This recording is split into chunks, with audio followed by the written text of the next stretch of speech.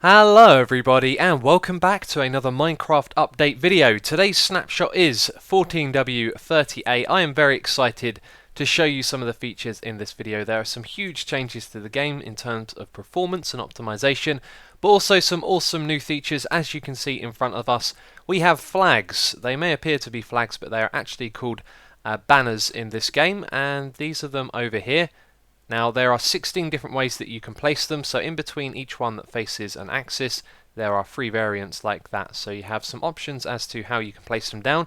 You can also customize them, and there are around 4 trillion different combinations of flags and colours and things that you can do with each of these. So you can make them look like these different patterns right here, and I'm going to show you how to do all of that in a second. But if we have a quick look over here, there are a couple of things I wanted to point out.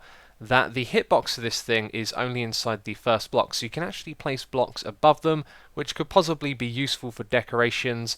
The idea of a window comes to mind with some curtains hanging down or something like this, but there are going to be all sorts of possibilities for how you can use these. And also in creative mode you can put them on your head, but I haven't done that just yet. Let's press the button in the command block. There you go, it is in the head slot up here, which can't be done in survival mode. You have to do it using a command block. And then you could do capture the flag or something like that. So let me show you how this is crafted. We take a single stick, put it at the bottom, and then put 6 wool at the top, and that will create our banner like this. And then you can customize this up to 6 different times, so that is actually quite important. If we have a look at the patterns and the different things that I've made over here, these two use 6 different crafting combinations, but as long as you've put 6 in, you won't be able to do any more beyond that. So let's have a look. There are a lot of combinations you can use to craft these flags and get the colours onto them. However, one thing you should keep in mind is whatever you do first is going to be at the bottom. So when you add something that overlaps a previous colour, it is going to go above it. So let's place down one in the corner. This is the most basic. You can put these in each of the corners like so, and then that just creates a colour in the corner. Now what you can also do is create a strip down the side like so. You can also put that in the middle as well. So what you're basically doing is arranging with the dies where they're going to appear on the flag, and then you can drop the flag in anywhere else around it and craft it like so. Now that also goes down the far side like that. This works across the bottom, and again it goes into the middle and also at the top as well, so you can craft across like so. Now there are some special combinations as well. For example, if you do the left like so, it's going to cover that left side of the flag. However, this doesn't work when it's on the right. Let's just arrange that quickly. You can see it doesn't work on that side. It also works on the top half of the flag like so, and there are a few other combinations as well. So you can create one like that. That creates a rhombus shape in the middle. Let's do that with a more apparent color and quickly place that down just so you can see it in a little more detail. Now if you put a single die in the middle, it's going to create a dot in the very middle as well, like that, which looks really cool.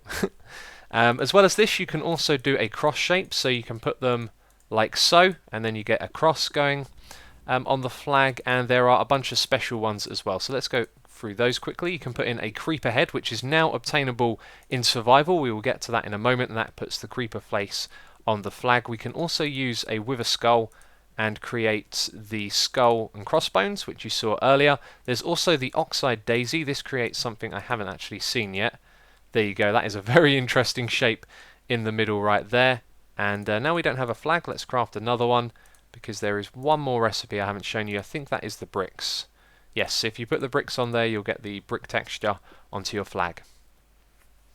So I've discovered a couple more that I want to show you quickly. You can put 3 dies in the top left corner like that, or in the top right corner, but these do not work in the bottom corners. You can also create a triangle shape using that, and you can do this at the bottom as well. So if you put the dies at the bottom, then you get the triangle at the bottom, but it doesn't work when they're on the side.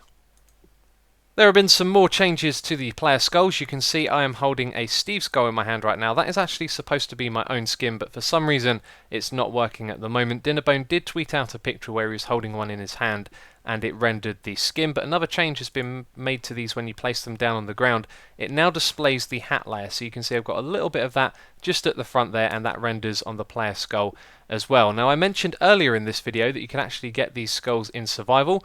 The way to do that is with a charged creeper, which creates a very challenging challenge if ever there was one. So let's summon in a creeper right here and let's blow this guy up. He's going to kill the other guys in there, and they are all going to drop their skulls. So you can see we've got the zombie skull, the creeper skull, and somewhere in here, there it is the skeleton skull. So the next big change is with the optimization and performance of the game. These changes are really big, but one thing to keep in mind is they won't affect everyone. It does depend on your computer. But here's the big thing. Let's press F3. One of the things you can see there, it now shows you the graphics card that you have on the side. But let's have a look at the FPS. We've got 105 at the moment, which is pretty impressive on a world like this.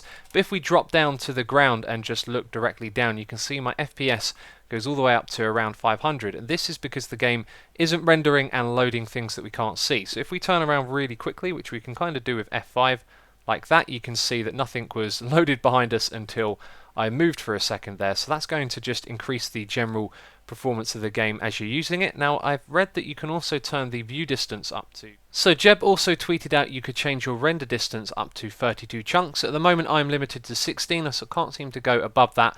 But the game is certainly performing better, and so that will probably be an option in the future. But one thing to note is this alternative blocks down the bottom here. You can see that's on at the moment. If we just go and pay attention to the grass on the outside here, you can see that the texture is randomly rotated for each block, which I thought was something they had permanently implemented, but it's actually something you can change here. So we can turn that off.